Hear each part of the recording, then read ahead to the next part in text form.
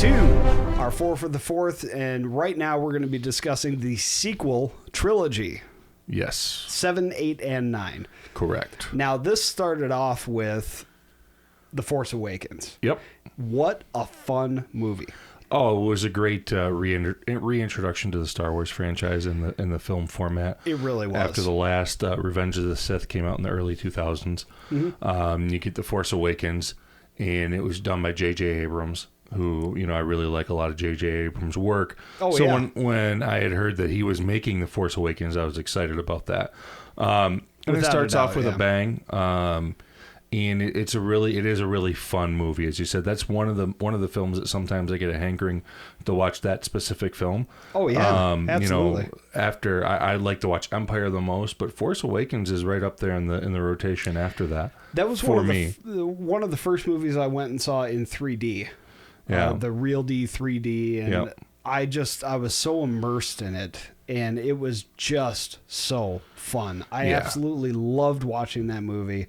You're right back into the Star Wars universe. Yep. You're dealing with characters that you've come to love over time.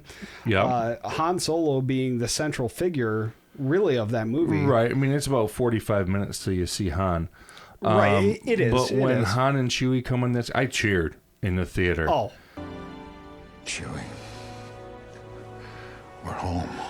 We're home, right? We're home. And Han and Chewy, it was just so cool. Awesome. I was just so excited to see those guys again. So cool. And it was it's a lot of ways is a remake of A New Hope. Oh, without a doubt. Very thematically, everything that happens, Star Killer base is the Death Star. Yep. It's very, very, very, very similar. I thought it was really cool, too, that they named it Star Killer Base, because that was originally Luke Skywalker's name was... Yeah, Luke Starkiller. Starkiller, yeah. I thought that was a nice homage. Yeah. The entire movie is an homage to the original trilogy. For sure, and I think that was intentional. Without a doubt, yeah. And that was part of the direction that, at this point... Now, this is the first sequel that was made under the ownership of Disney. The Mouse House, yes. The other 6 movies were made independently of Lucasfilm, just being owned by George Lucas. Right. So this was the first trilogy that George didn't have direct control over. It didn't have any control over, really. He signed it away. And we may have said in our other videos that George had absolutely no input moving forward on 7, 8, and 9, and they were not the original movies that he had set out to make. Not what he had written and started doing pre-production on. No, and that story just came out recently. Right. Within the last year. Totally different storyline. Completely different. But the movies that did happen, I like. Mm-hmm. I think George's storyline would have been very cool as well. And if you're not familiar, Google it. We're not going to get that deep into it. No. He brings back Darth Maul as the main villain. Right. Is the crux of it. And George was really always interested in that part of that storyline because really, in our other video where we talk about the Mandalorian, that really is genesis from his Star Wars underworld that was going to be produced as well.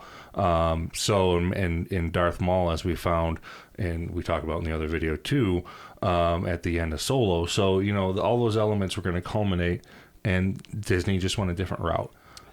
They did. They went their completely different. You said it right. It's a different route. But they do create these characters in Finn, in Rey, in Poe that you actually care about from minute one. Sure. For sure. Rey is a lot of parallels to Luke. And that's played throughout the whole trilogy. Well, in even in so much as coming from a desert planet, Jakku. Sure. All right, it's Tatooine. Come on, it's Tatooine. Force, she's obviously force sensitive because she can go find the best parts and the wreckage of the Star Destroyer and the other AT-ATs that are on the surface. Mm-hmm. And immediately that right away too. As veteran watchers of Star Wars, new people who were new and this was their first foray. Younger kids. For me watching, as soon as she finds BB-8 and can talk to BB-8, I'm like, well, she's a Force user. Yeah, you know that immediately. She had that mechanical inclination that we talked about. But she understands beeps and boops and all of that, and knew exactly what BB-8 was saying. Correct. So that was interesting, and it was really interesting, even in the very beginning of the Force Awakens, to see them humanize a stormtrooper with Finn. That was so cool. Yeah. So cool. I thought that was one of the most innovative parts of the movie. Was exactly right. Humanizing a stormtrooper. It's something that prior to this, it was either a clone. Yeah. Or it was somebody, a buffoon in armor, really. Yeah, somebody we didn't care about at all. It was an expendable. Yeah. But we actually dive into the psyche of a stormtrooper, and one that is like rebelling against the Empire. Right. I'm sorry. The First Order. The First Order, which is the Empire. You're all right. I'm okay with that. Because you also have in that same token, you have Kylo Ren, who is Darth Vader, and he is Darth Vader's grandson. And he is, and he takes that mantle very, very, very seriously. He's not nearly as in control of his abilities as Darth Vader was. No, but he does have the abilities. He's got very strong abilities. And the interesting part of that, which we never really saw vocalized anything with Darth Vader, was Kylo's struggle with going to the light side. Right. Which was an interesting take on the balance between dark and light in the Force. For sure. And I did like seeing Ben Solo as a character. In the final movie, and we'll get to that. Yeah. But I liked seeing the fact that he was actually able to make that transition as himself and didn't have to be dismembered or cut up. And after he killed his father. Well, sure, after he killed his father. One of the most glorious Star Wars characters there are. I mean, Han Solo. Well, Han Solo. Everybody loves Han Solo, except for Harrison Ford. Harrison Ford wanted Han Solo killed off in Empire. Yeah, I know. In Empire. Yeah, he was tired of playing him. Han Solo as a character and Harrison Ford as an actor ends up getting. I mean, he plays iconic role after iconic role. Absolutely. Han Solo, Indiana Jones, played the president. The list goes on. It does, And then we see it, unfortunately, Kylo Ren kills him, but it's part of the story. It played into the story. It played well, actually, into the sequels. Because action, once you get to the Force, the Rise of the Skywalker, is what helps him turn it around. In fact, the exact same sequence, the exact same lines of dialogue. And I totally was not expecting to see Harrison Ford in that movie. I was floored. I had no idea it was coming. Yeah, it was great. I was so happy to see it, though. Yeah. And with that said, the treatment of, unfortunately, Carrie Fisher's death in between The Last Jedi and The Rise of Skywalker, I think was treated well as well. Oh, I think they handled it really well. I mean, it was nice that they had the footage that they could use and incorporate to really make it seamless. You wouldn't have known that had to be done. Right, exactly. Unless that you've read the stories.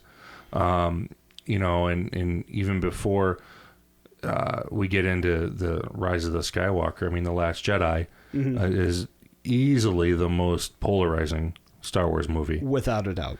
Star Wars property. Anything Star Wars, The Last Jedi is the most polarizing. Well, and I have to say, it is my least favorite of any of the Star Wars movies. And we're not gonna hate on The Last Jedi because I don't hate it. I love all Star Wars movies, including The Last Jedi.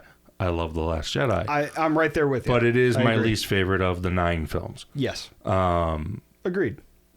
I'd say it's my least favorite of the 11 films. Because I'd place Rogue One and Solo. Sure, above of course. Well. I was just thinking in terms of the Skywalker saga. But for sure. Yeah, I would agree with you when you extend out those other two. Yeah, it is my least favorite of those 11 movies. I agree. Not that it's bad, and it's not. It's just it's handled the way that it's. There are excellent moments within that film. Excellent moments within that film. But there's also porgs. So. Yeah, I guess for me it's more of a hang up on how we see Luke Skywalker and how his character was handled in that film. I don't. Mark Hamill's been on record as saying that he didn't care for how Luke was handled. I don't personally think Luke Skywalker would have reacted that way. And that's, again, I've alluded to, and I said in one of the other videos that we've released on 4th for the 4th. 4th for the 4th? Check them all out. You finally see, and we talk about this in the extended universe video, you finally see the Luke Skywalker that anyone my age thought you were going to see in The Mandalorian. Yes. And yes. So that is a complete dichotomy or opposing view to how you see Luke Skywalker in The Force Awakens. Kind of. In the Last Jedi. But you do see a little bit of that as he is force projecting himself. Well, it's extraordinarily powerful what he did. He force projects himself and fights Kylo Ren. Without actually being there. It was just that's incredible. Hugely impressive. Yeah. And it shows you how impressive Luke is, right? Impressive. And in fact, Obi-Wan Kenobi, as we talk about in the extended universe video, feels that Luke Skywalker is the chosen one and not Anakin. Right. And that is a theme that is played out in The Last Jedi. It is, yeah. So, but all that aside, it's a good movie. Mm-hmm. It's just, I think it throws so many Star Wars people for a loop, and like myself included, Sure. I'm a fan first, that the first time I saw it, I was a little miffed, but then I watched it again and really appreciated it more. I agree. I agree entirely. What I was most miffed about, if we're going to use that term, which I like it, it's a good one, okay, was the beginning of the movie, where after all that anticipation that's brought out through The Force Awakens. What? I'm sorry? You have a Verizon commercial? Well, yeah, you have a Verizon commercial. I didn't like that. But also you have Luke Skywalker taking his old lightsaber and just chucking it over his shoulder. Yeah, I know. Throwing it over his shoulder. Yes. Okay, so we did it again. Before. Sorry. Throwing it over his shoulder. This guy. But yeah, I mean, that's such a slap in the face to Star Wars fans in general. No, and I agree with you. I didn't care for that either. I didn't either. Which is remedied, of course, in The Rise of Skywalker. Well, Rise of the Skywalker, and again, a lot of people pan it. I love Rise of the Skywalker. I do too. I've seen it multiple times. I get choked up at the end from my emotional connection to this franchise. I gotta say, I got choked up in the theater when we were watching it. Yeah. We went and saw it together in the theater. And dude, Babu Frik. Oh, fantastic. How cool is that guy? Hey! Yeah. He's so awesome. Yeah. He's a great character that, of course, kids are going to latch onto. But that's part of Star Wars. It always has been. Yeah. I mean, it's such a great fan service movie. And it's fun, and it's fast-paced, and it's right from the beginning. And, in this movie, Poe is more the Han Solo that you thought he might have been in the other films. Yes. They still could have developed Finn better throughout the whole series. I wish they had, because he was a very interesting character. But they really left an idol. They threw him in a casino in Last Jedi, and that was the problem. They didn't give him time to develop. So I would have liked to see what John Boyega could have done if they would have developed Finn more. For sure. Because as it stands, he's a wholly underdeveloped character. Agreed. But that aside, you see Lando. Yeah. So cool. Cool. Billy D. Williams coming back on stage is just so and awesome. Every bit as smooth as he's ever been. He's Billy D. Williams. Yeah, of course. That's what he does. He's how Billy he rolls. D. Williams. And I love Donald Glover as Lando. But he was great. There's nothing like the original.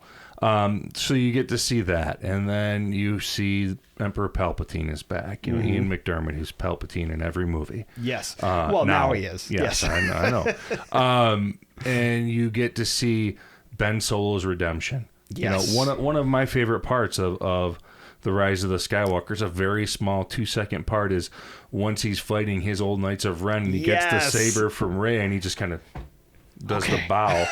It is awesome. I just love that. I cheer. I do too. When I see that. I think that might be my favorite moment in the movie. Yeah, and and again for me too, at the end, I get choked up when Rey's bearing the lightsabers and she looks and there's I'm getting choked up now, Leia and Luke. Yeah. And she's like, I'm a Skywalker. Well, and she ignites the yellow lightsaber, which is something we hadn't seen within the canon yet. Yeah. Just so cool. Yeah, it's great. Rey Skywalker. Yeah. Awesome. And it's just awesome. It's a nice wrap back up to people like me and you who these movies meant so much to us. They did. Throughout our whole lives. Yeah. That I think that's the movie that that fans deserved. Whether people want to pan it or not for the storyline or criticality. I don't care about any of that. I don't care about any of that. J.J. Abrams knew what he needed to make. Disney knew what they needed to make, and they did it. Yes. Without a doubt. Yeah. There's so many references to they knew exactly what they were doing too. I mean, with prior to the death of Chewbacca, because he doesn't of course die in that, they go to a festival that occurs once every 41 years, something like that. I think it was, but it was the exact amount of time from the original to the Rise of Skywalker, and that festival only happens that amount of time, right? And at the end, when they get the whole galaxy together to come and fight the Emperor, and you have all those different voices of the Jedi. Every Jedi who ever lived lives in you. The Force surrounds you, Rey. Let it guide you as it guided us. Feel the Force flowing through you, Rey. Let it lift you. Rise, Rey. Oh, that's such an awesome moment. You have chills. I mean, goosebumps. Yeah, you hear Ahsoka Tano. You hear before you Qui-Gon, ever see her. Qui-Gon Jinn, you hear Obi-Wan, you hear Mace Windu, you hear It's Yoda, fantastic. you hear all of those characters. So freaking cool. So well done. And Chewie does finally get his medal, which he was denied in A New Hope. Right. For whatever reason, Chewie didn't get a medal in A New Hope, and that's terrible. But he finally gets one in The Rise of Skywalker. Where's that Wookiee? Where's my boyfriend? Chewie's working on the Falcon. I like that Wookiee.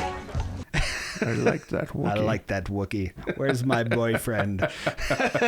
So great. It is. It really is. And it's such a fan service movie, but it does all of those things. It actually does service the fans, and it's such a great movie. Yeah, and again, as a kid growing up, these were your heroes, and to get to see Han and Chewie and Luke and Leia again. Yeah, it's so cool. Was so much fun. So cool. And then, passing the baton on to a younger generation of Jedi.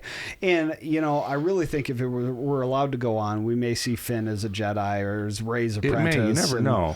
It's entirely possible. It may not be another Skywalker series, but I'm sure there'll be more trilogies. I certainly hope so. At some point. I know that Daisy Ridley has said that she's not going to play Rey again, but you never know. Well, I hope she's wrong. About that. I know her Twitter account, which we do follow on the Nerd Cards Twitter. She speaks about Star Wars almost constantly, which is great, which is really great. Well, she was fun. She was a great hero. Mm-hmm. She was a strong woman who absolutely just embodied the Jedi. And they finally, too, at the end of it, answer. That was one of the beefs of The Force Awakens, and I may have complained myself originally when I saw it of how can she do all these things that Obi-Wan could do and she's never even been trained, like these aren't the droids you're looking for, things like that. But once you find out that she's a Palpatine, then it answers all those questions. Okay, I get it. She knows stuff. Papa Palpatine was quite pretty powerful. And then it kind of makes sense, and together with the power that she's got on the light side. And, all the Jedi are within her now. I'd love to see more adventures of Rey. I would, too. And I think with that, we'll call it on the sequel trilogy. Yep. Join us on all of the other 3 episodes of 4 for the 4th. We're going to catch you next time. May the 4th be with you. What's on your nerd card? Rey Skywalker.